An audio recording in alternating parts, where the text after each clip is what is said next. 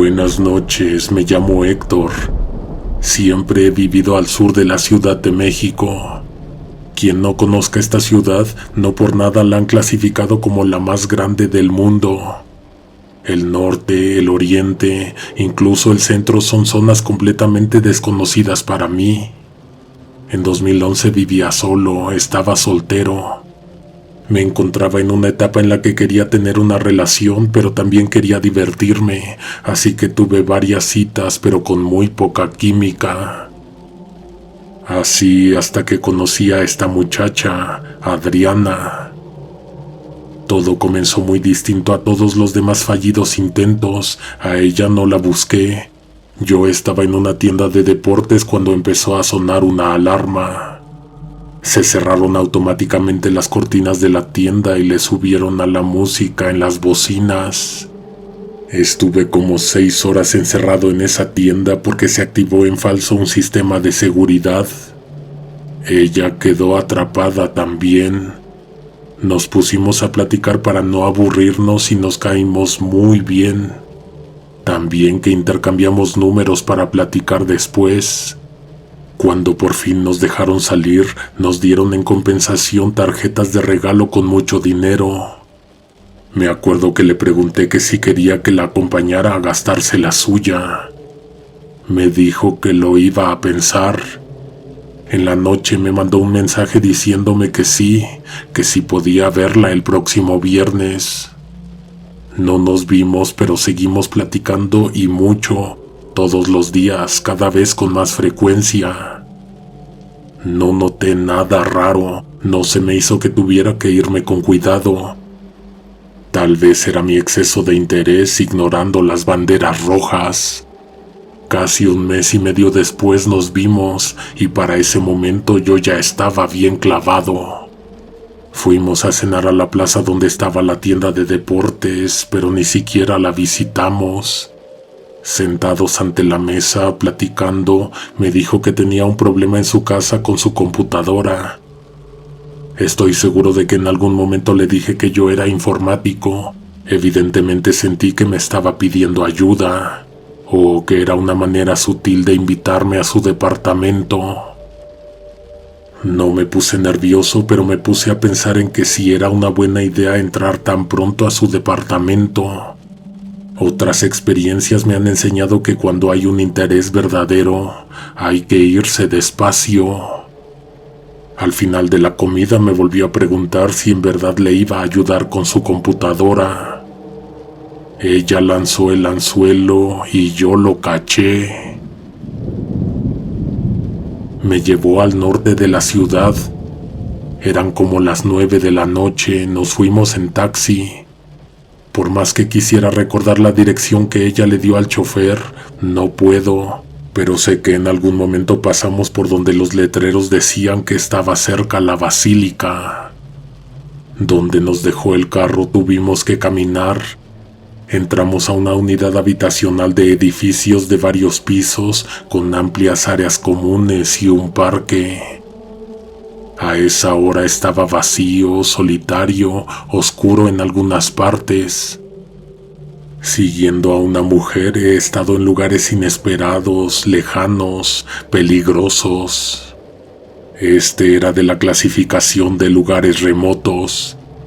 De esa clase de lugares de los que es difícil salir, tomar un taxi o un camión, que no ves gente en la calle a la que le puedas preguntar algo. De lo demás, todo estaba, entre comillas, bien. Hasta ese momento ni siquiera nos habíamos dado un beso. Recuerda que era la primera cita, aunque tuviéramos 1 mes y medio platicando por mensaje. En la puerta de la entrada de su departamento me dio el primer beso. Luego abrió la puerta. Al momento en que prendió la luz, aparecieron 4 personas de la oscuridad. Eran 4 hombres sentados ante la mesa del comedor. Adriana volvió a apagar la luz y cerró la puerta. Yo pensé que se había equivocado de departamento. De hecho, me pareció un poco gracioso, aunque pensándolo bien, ¿qué hacían esas personas en la oscuridad? Nos quedamos afuera porque esta chica sacó su teléfono e hizo una llamada. Lo que me pasó por la mente después era que tal vez ese no era su departamento. Mi mente estaba trabajando al 1000. A lo mejor lo pidió prestado para que pudiéramos estar solos ella y yo, y no se acordaba cuál era. Tal vez podría ser. La escuché hablar en clave. O sea, no le entendí nada de lo que dijo con la persona del otro lado de la línea. Volteó a verme y me dijo que esperara un poco. No fueron más de 40 segundos, pero nos quedamos callados y viendo hacia otro lado todo el rato en medio de un silencio incómodo. No sabía si estaba esperando a que saliera o llegara alguien, a que se fueran las personas que vimos, a que le mandaran las llaves. No tenía idea y cada vez me estaba imaginando más cosas. Volvió a meter la llave y abrió nuevamente la puerta. Cuando prendió la luz ya no había nadie, no estaban estas personas. Seguramente no íbamos a estar solos. ¿Eso era una buena o una mala señal? Tenía que entender qué era lo que estaba pasando para saber cómo actuar. ¿Quiénes son ellos?, le pregunté. No me contestó, me llevó a donde estaba su computadora. Efectivamente, no encendía. Ni siquiera me dio oportunidad de empezar a revisarla. Me dijo que si podía acompañarla a su habitación. Me levanté de la silla para verla a los ojos y entonces le volví a preguntar por esas personas que vimos cuando llegamos. Me dijo que eran unos vecinos que se metían por la ventana. La respuesta no me dejó muy satisfecho, sin embargo, decidí darle la vuelta a la página. Estaba mucho más distraído por otra cosa que estaba pasando en ese momento. Me llevó a la cama, se quitó ella la ropa y me quitó la mía. Nos miramos, nos acercamos poco a poco hasta el contacto directo. Nuestras pieles se frotaban de manera delicada y cuidadosa, explorando con las manos. Movimientos rítmicos y coordinados, respiración acelerada y sincronizada.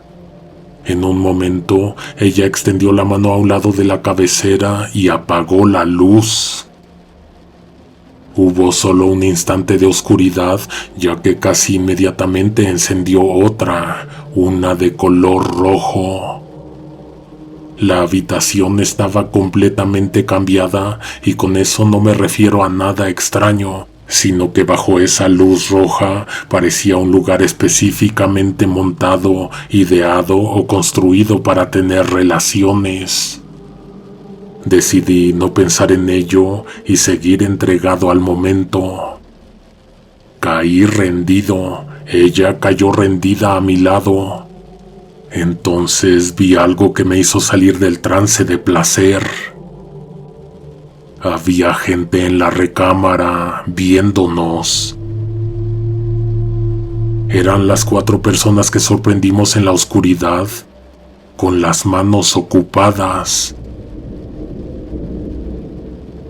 Yo me espanté, pero ella no.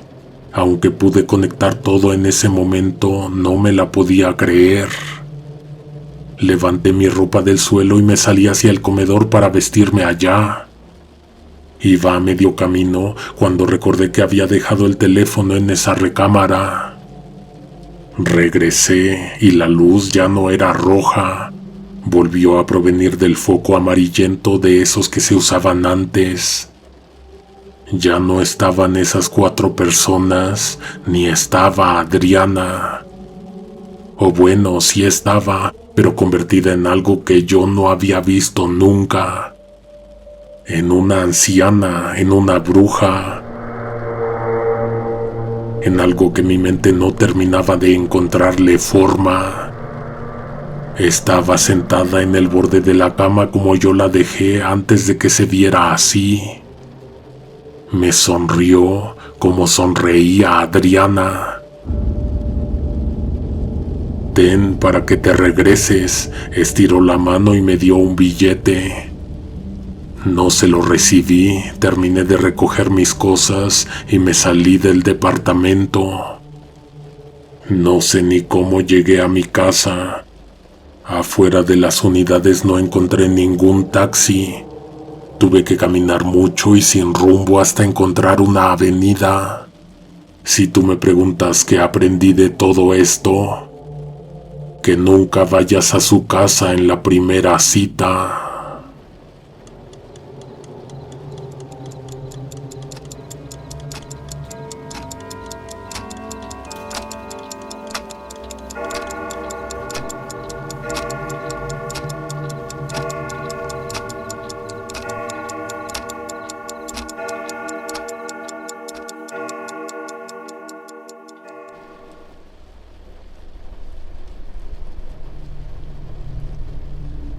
Dos.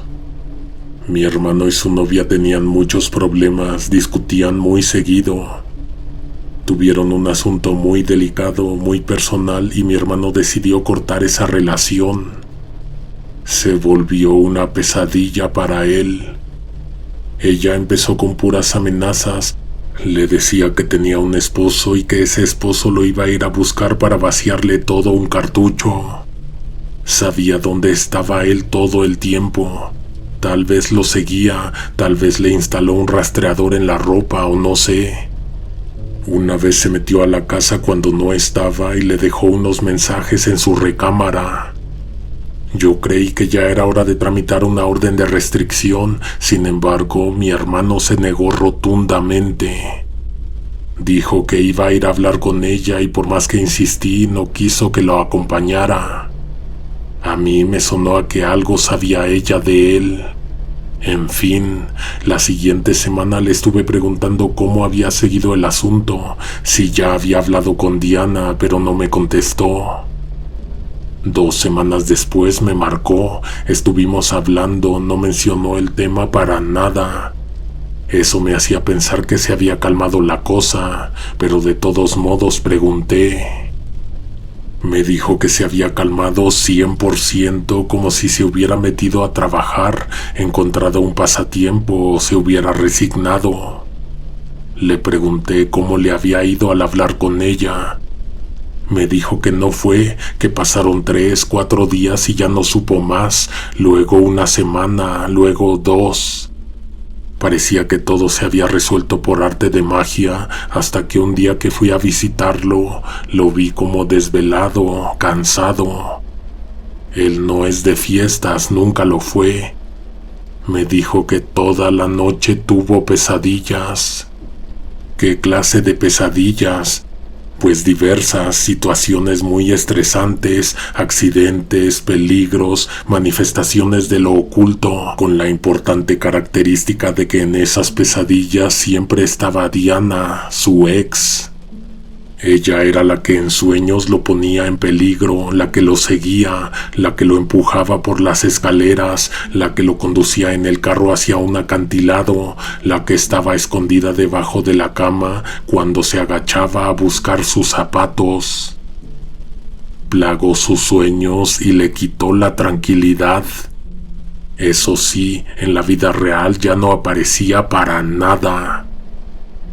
Varias veces le pregunté si no había hecho algo, si se sentía culpable por algo que le dijo, y sobre todo, si se había asegurado de que ella estuviera bien. Me recordó que no había tenido oportunidad de verla. Parecía que sí estaba diciendo la verdad. Seguramente ella le estaba haciendo un embrujo. Mi hermano me contó que una vez soñó que estaba en un tribunal sin saber por qué se encontraba ahí. Todas las personas en el tribunal eran conocidos de mi hermano, solo que sus caras estaban ligeramente distorsionadas, además de que lo miraban con desaprobación. Sentía una enorme culpa, pero no sabía de qué lo acusaban. Intentó defenderse, pero las cosas que salían de su boca eran inaudibles, incoherentes. Diana estaba entre toda la audiencia y de todos ellos era la única que sonreía. Del juicio lo llevaron a un patio grande, oscuro. En el centro había una plataforma de madera levantada del suelo como unos 2 metros. Tenía escaleras, tenía un marco como de una puerta, tenía una soga que colgaba de la barra de ese marco. Subieron a mi hermano a la fuerza, le pusieron la cuerda alrededor del cuello. Su ex fue la que jaló la palanca que colapsó la trampilla y a él lo hizo caer. Cuando en el sueño quedó suspendido en el aire, sintió la constricción de la soga muy fuerte en el cuello, tan fuerte que se despertó desesperado, ahogándose. No podía respirar, parte del sueño se sentía demasiado real. No pudo volver a dormir. Cuando se recuperó de la falta de aire, se quedó sentado, viendo que la ventana del cuarto estaba abierta, que el aire enfrió todo el departamento y recordando que él siempre se aseguraba de cerrar bien puertas y ventanas. A lo mejor le hizo algo, alguna clase de trabajo o de brujería, algo que lo hiciera preferir estar despierto, que lo pusiera todo el tiempo intranquilo. Me decidí ir a buscarla. Fui a donde recordaba que tenía su casa. Honestamente no conocía a nadie de su familia. Cuando me abrieron la puerta les hablé como si los conociera de tiempo. Resulta que ellos se acababan de cambiar a vivir ahí. No tenían conocimiento de la existencia de ninguna Diana, pero lo único que se les ocurrió decir me ayudó bastante. Que fuera a buscar a la muchacha a casa de una señora que era la que les rentaba a ellos y a los anteriores y que se supone que era tía de Diana. Por X o Y motivo no fui, lo dejé pendiente por mucho tiempo. Además de que mi hermano también dejó de contarme esas cosas. Como medio año después volví a hablar con él. Me dijo que había encontrado algo entre el colchón y la cama. Era una especie de saco o bolsa, tenía cosas de él y de ella, tenía hierbas, tenía tierra. Esa era la prueba de que ella estaba haciendo brujería. Eso debió haberlo puesto ella ahí. Deshacerse de esa cosa no causó ningún efecto ni en la frecuencia ni en la calidad de las pesadillas. Siguió teniéndolas cada 3 noches. Le dije que fuéramos a buscarla, esta vez sí a hablar con ella. Mi hermano dijo que no era una buena idea, que eso era lo que ella quería, que ahora fuera él quien se arrastrara a sus pies. Yo no estaba tan desesperada o preocupada por resolver ese problema porque no dimensionaba, porque yo nunca había estado cerca cuando mi hermano tenía sus pesadillas. Se levantaba de la cama, corría, gritaba hasta quedarse sin aliento, se golpeaba en la cabeza. Él vivía solo y yo ya vivía con mi esposo. Una noche me quedé en su casa, nunca había tenido tanto miedo, pensé que se iba a hacer daño, no sabía que así eran sus pesadillas, tampoco él sabía. Fuimos a casa de la tía a buscar a esta persona, pero resulta que ella no tenía ni idea del paradero de la muchacha. Tenía años que no la veía. ¿Cómo pudo Diana lograr desaparecer tan fácilmente? Nos preguntábamos. Si tanto era su interés en mi hermano, ¿cómo se volvió tan difícil de encontrar? Unos días adelante, él volvió a soñar. En el sueño, ella le dijo que su tía estaba mintiendo, que sí sabía dónde estaba. En el patio, debajo de una puerta. Cuando esto sucedió, a mí no me contó sobre el sueño, no me pidió opinión, como hacía siempre, simplemente tomó un camión, fue a la casa de la señora, se metió al patio, encontró la puerta en el suelo. Era un mensaje, el sueño era un mensaje. Algo que le pasa a mucha gente, reciben mensajes en sus sueños, solo que no lo saben interpretar. Era una puerta de madera hinchada por la lluvia y la humedad de la tierra. Mi hermano la levantó, vio un montón de gusanos y otros insectos. Olía horrible. De la impresión soltó la puerta y no pudo ver bien qué era o quién era.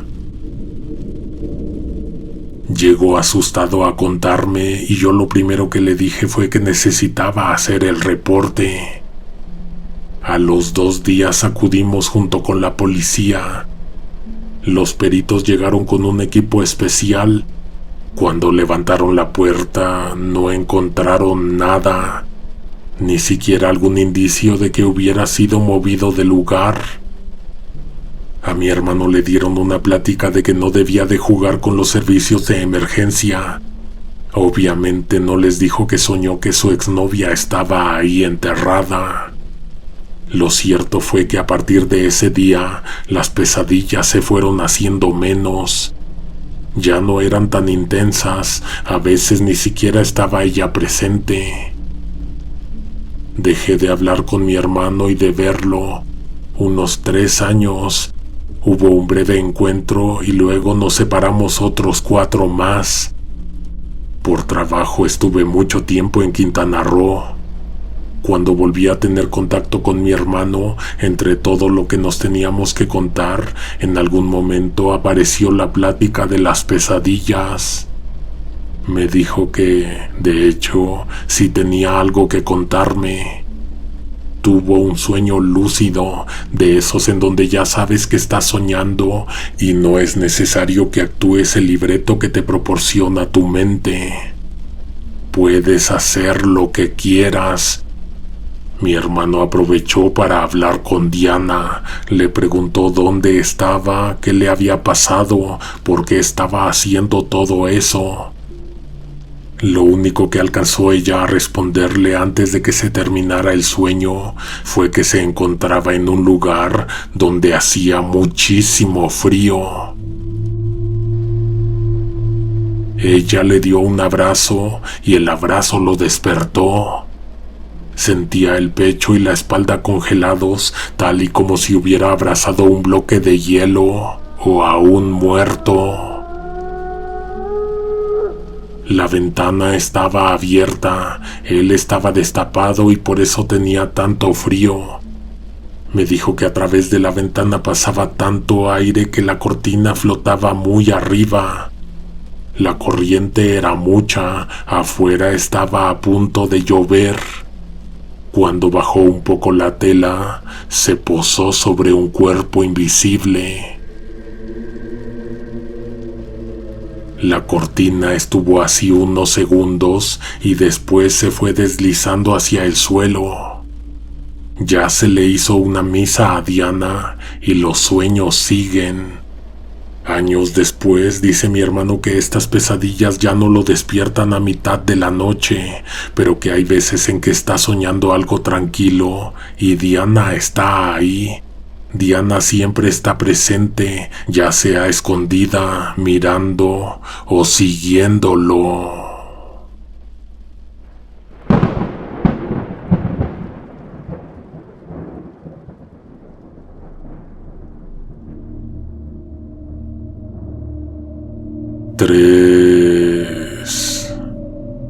Esta historia no es paranormal. En ella se tratan temas fuertes, incluido el secuestro. Escuche con discreción. Cada que mi amiga conseguía novio, se desaparecía un buen rato. Nunca duraba más de 2 meses, enseguida volvía con nosotras toda triste porque la habían cortado o toda enojada porque perdió el tiempo. Estábamos en los últimos días de la universidad, nos veíamos diario aunque ella anduviera ocupada. La mayoría de las veces se hacía novia de muchachos de la facultad. Esta vez de la que te voy a contar no fue así. ¿Quién sabe dónde conoció a esta persona? Algo cambió en ella, de repente no iba a clases porque se escapaba con él. Cuando nos lo presentó nos quedamos con la boca abierta. Él ya era un señor grande y ella apenas tenía 22.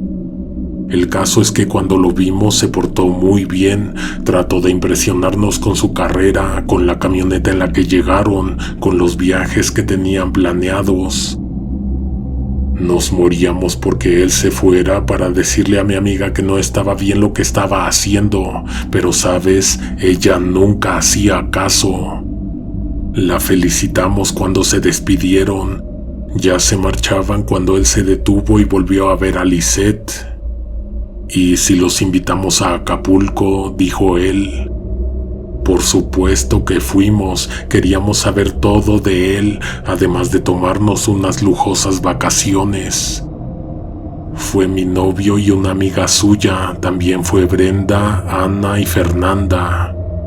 Nos fuimos en una camioneta bien cómodos, llegamos a unos departamentos increíbles, lo tenían todo, estaban en un lugar con una vista a la bahía, sorprendente. La primera noche nos propusimos conocerlo un poco, nos preparó unos cócteles, nos pusimos a hablar de temas muy personales. Todo estuvo muy bien, muy tranquilo y muy a gusto. A pesar de que actuaba muy caballeroso y educado, yo sentía que había algo raro con él. Hasta podía jurar que el nombre que nos dio no era su nombre real, además de que debía estar casado. Nos fuimos a dormir temprano. Al día siguiente, pero como a las 2 de la tarde, Ana me despertó a mí y a mi novio. Quería preguntar si también se habían llevado sus cosas. «¿Cómo? ¿Se llevaron tus cosas?». Nos levantamos y vimos que efectivamente no estaban las maletas, no estaba la ropa, no estaban bolsas, carteras, celulares, dinero. Faltaba todo esto y faltaba el novio de mi amiga. «¿Es una broma?», le pregunté a Lisette. No supo qué responderme. Estuvimos esperando a que regresara, pero fuimos muy ingenuos. Ya ni siquiera estaba la camioneta.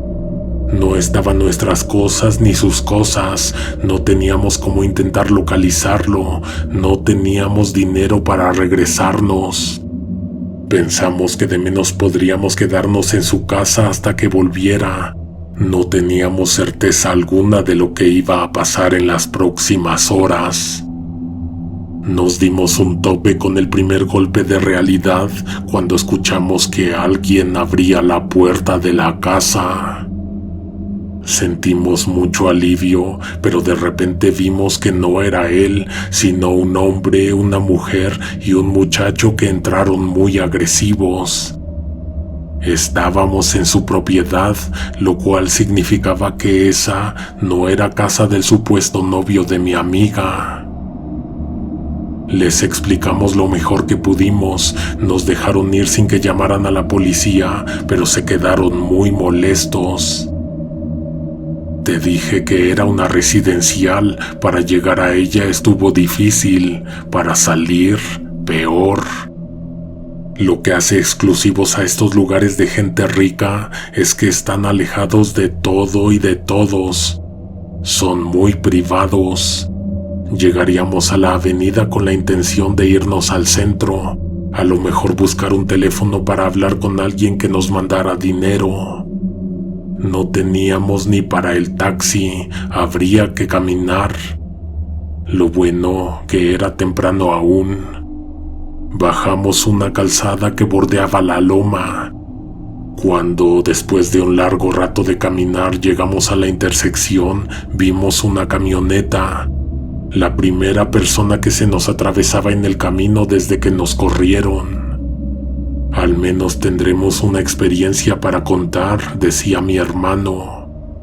Fer no dejaba de llorar por su celular. Ese día planeábamos ir a la playa. De todos modos, el clima se estaba poniendo muy feo. En cualquier momento iba a empezar a llover. El dueño de la camioneta estaba recargado en la caja, fumando. Me acerqué a pedirle que me dijera cómo llegar al centro. Se van a ir caminando, está muy lejos. El sujeto me dijo que si lo esperábamos nos podría llevar. Él iba para allá. Iríamos en la caja de la camioneta. No había una segunda mejor opción, así que nos tocó esperar. Sin exagerar, fueron como 2 horas lo que nos esperamos a que este hombre estuviera listo para irnos. A cada rato se iba a hablar por teléfono. Iba y venía, decía que todavía no, que esperáramos un poco más. Todo el tiempo vimos muy pensativa a mi amiga y con justa razón. Había estado saliendo con alguien a quien no conocía en lo absoluto. Ni ella se podía explicar por qué él lo hizo. Algo que también la tenía meditando era que estaba segura de que conocía al sujeto de la camioneta de algún lugar, pero no sabía exactamente de dónde. Nos preguntó si alguno de nosotros escuchamos el nombre de esta persona. Yo recuerdo bien que él no nos lo dijo. Le gritó Omar y él volteó. El hombre se acercó. Ella le dijo que tal vez sería mejor que nos fuéramos caminando, que muchas gracias. Miró entonces el borde superior del bolsillo de su camisa. Estaba bordada la letra O y la letra Y. Su nombre era Omar Yuge. Ella sí lo conocía, pero no podía acordarse de dónde. «Ya nos vamos, señorita», le respondió el conductor de la camioneta. «Ya me contestó mi hermana». Tomamos un tramo de carretera, uno de cerros, pasamos cerca del mar, pero después nos empezamos a alejar. Se hizo de noche más temprano, pues el cielo estaba muy nublado. La verdad es que no recordaba cómo habíamos llegado al departamento. Además, era mi primera vez en Acapulco. El chofer de la camioneta nos llevó por varias horas en sentido contrario al centro y yo no me di cuenta. Nadie se dio cuenta. En un momento empezó a llover horrible. Yo no podía creer que tuviéramos tan mala suerte. El sujeto ni siquiera se detuvo para preguntarnos si íbamos bien. Él quería llegar a donde fuese que nos estuviera llevando. Yo sé que varios de nosotros ya nos íbamos sospechando que algo andaba mal, pero cuando de plano nos pusimos súper nerviosos y espantados, fue cuando se salió de la principal para tomar un camino privado. Le pegábamos a la ventanilla de la cabina, pero el sujeto no respondía. Era un hecho que nos estaba secuestrando. No podíamos saltar, era demasiado peligroso. Nos llevó a un lugar en medio de la nada, donde la carretera ni era visible ni era audible. En ese momento de pánico empecé a pensar en todo. También en que el novio de Lisette algo tenía que ver con esto.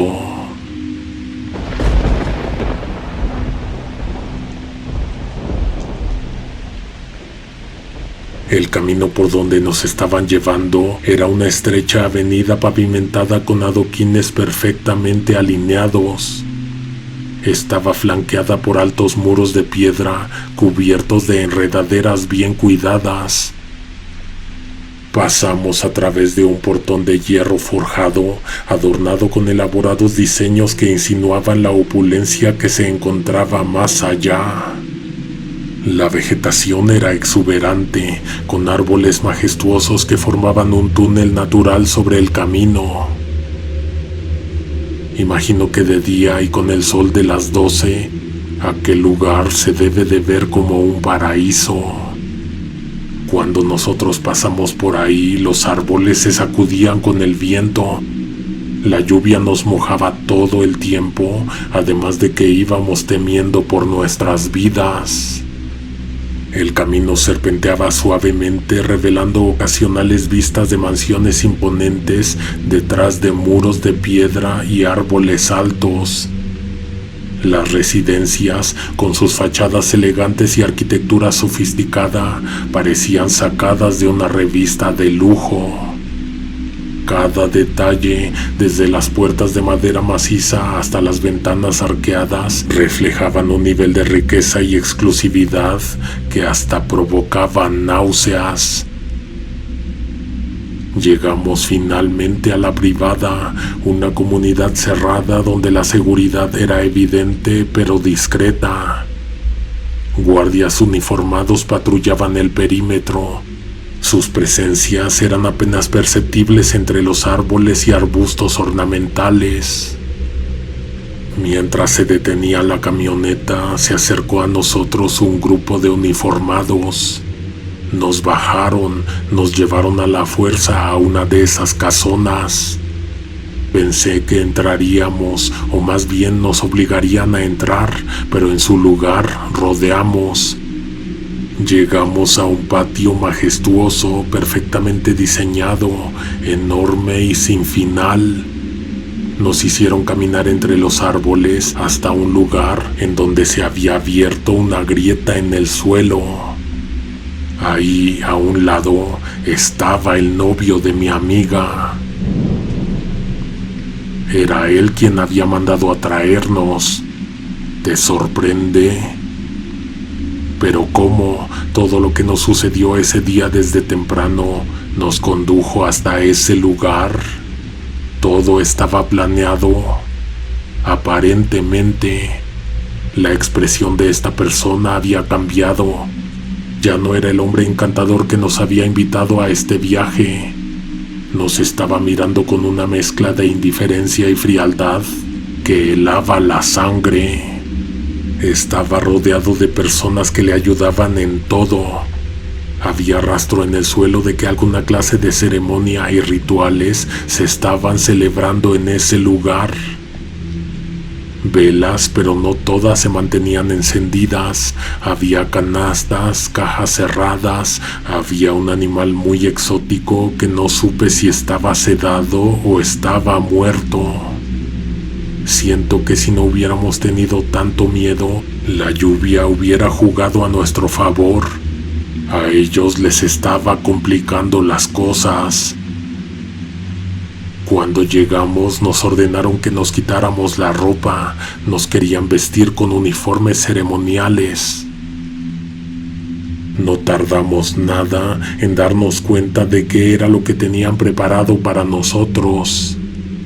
Sacrificio.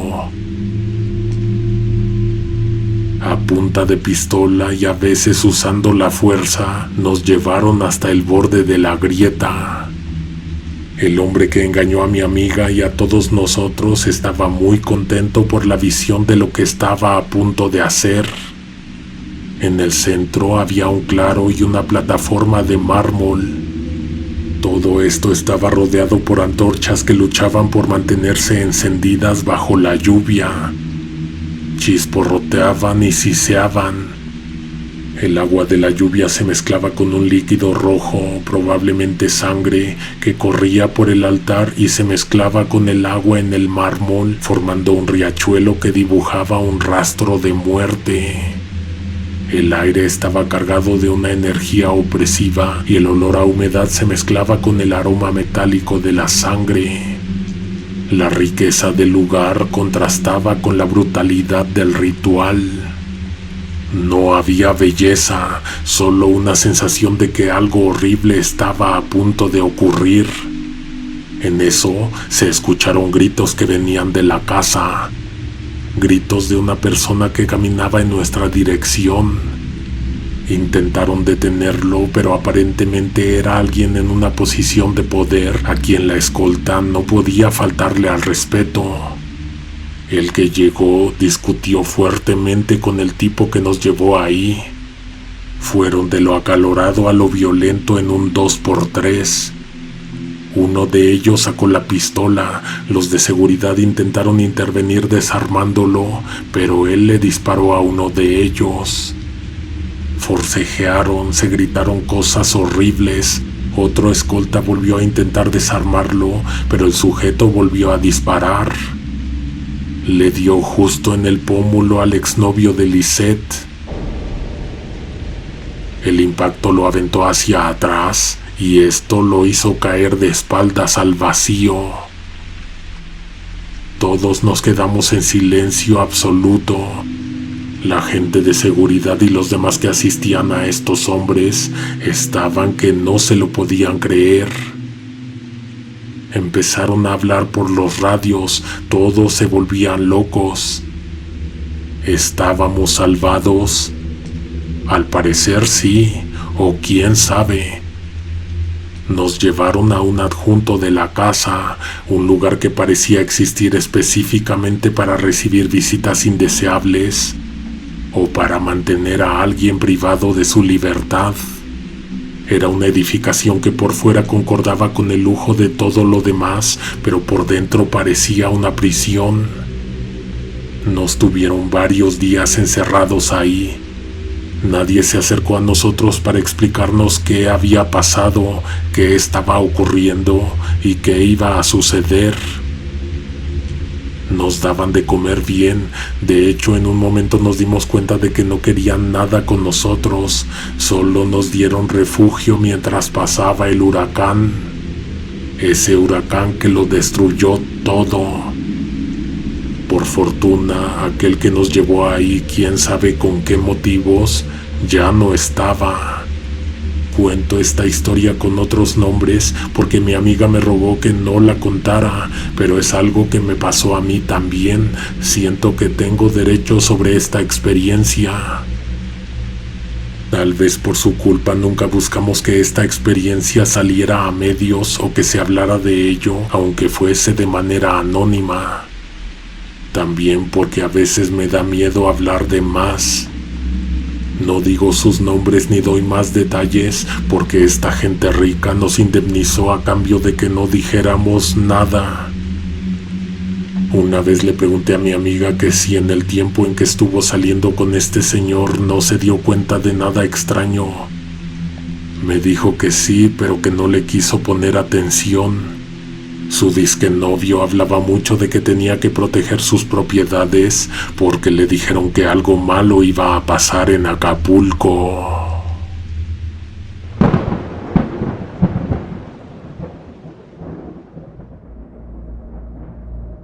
Cuatro. Me gustaba mucho ir a casa de Berenice porque su mamá sabía contar historias, además de que siempre tenía nuevas. Una de las que más me gustan es una que ella vivió personalmente y de la que tiene pruebas porque hasta salió en una pequeña nota en un periódico de la ciudad. Ocurrió en 2003 en Guadalajara. Ese día estaba ella en el patio de su casa cuando escuchó que tocaban la puerta.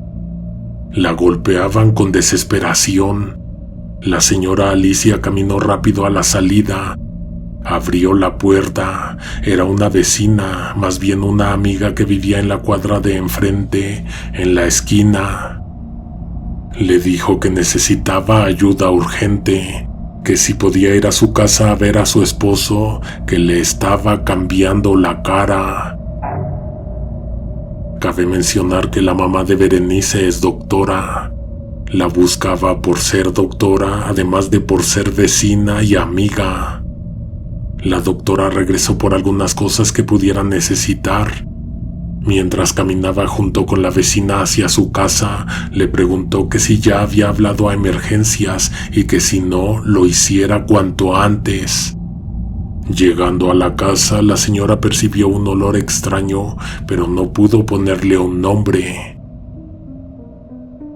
Ella ya había estado antes adentro de esa casa.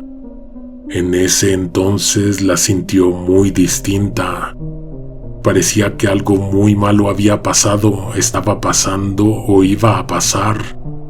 Una sensación horrible, casi indescriptible. Una mezcla de ansiedad, miedo, sensación de estar siendo observado, presentimientos. Una de las sillas saltó, se arrastró. Nadie la estaba agarrando, no había nada cerca. Algo explotó en la cocina, también se sintió el calor de un flamazo.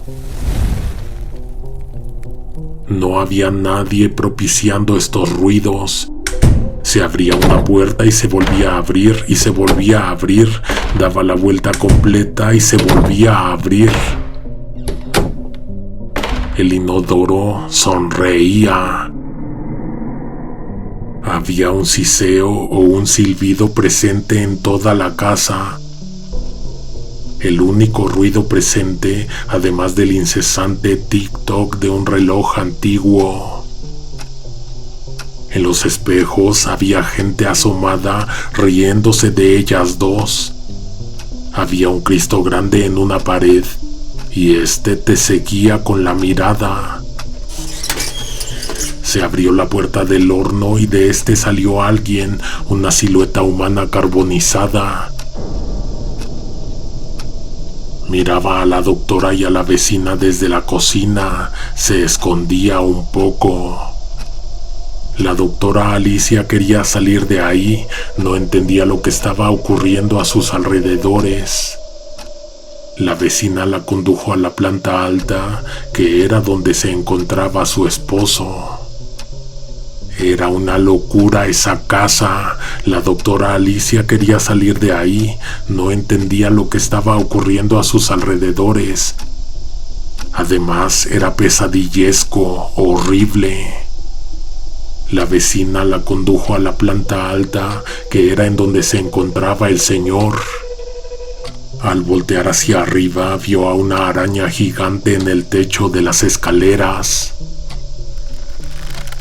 Al final del corredor había una mujer suspendida en el aire, giraba sobre su propio eje, muy lentamente. El cuello lo tenía roto. Al interior de la recámara, el esposo de la vecina se encontraba sentado en el suelo. Fue lo más desconcertante que ella ha visto en su vida.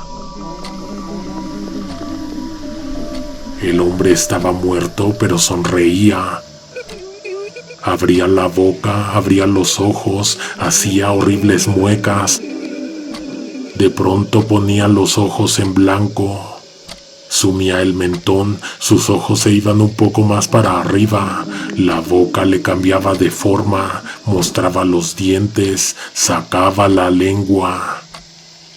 Tenía algo alrededor del cuello colgándole en el pecho. Era una mascarilla, una manguera y un tanque de gas. Ese fue el momento en que la doctora cayó en cuentas de que todo lo que estaba viendo en esa casa era producto de alucinaciones. Alucinaciones que estaba provocando ese gas que no tenía olor. A como pudo, se condujo y llevó a la vecina escaleras abajo, atravesó la sala, salió de la casa, respiró profundo el aire de afuera. Tuvieron que llamar a los bomberos y a una ambulancia. Los primeros entraron a controlar la fuga de gas. Por cierto, fueron incapaces de reconocer qué tipo de gas era. De hecho, se lo llevaron para hacerle pruebas. Los de la ambulancia no encontraron a ningún hombre. Ya no estaba, a lo mejor no estaba del todo muerto, pero ¿cómo pudo salir de ahí? Una señora dijo que sí lo vio, pero fue la única. Bueno, en realidad, dijo que creyó haberlo visto. A una cuadra de su casa le pareció ver a una persona que corría extraño, que se veía como él, como el esposo de la vecina, pero era mucho más alto y más delgado. En el rostro tenía una sonrisa caricaturesca y los ojos un poco separados hacia los lados. La señora Alicia me puede comprobar que al día de hoy, ese hombre sigue desaparecido.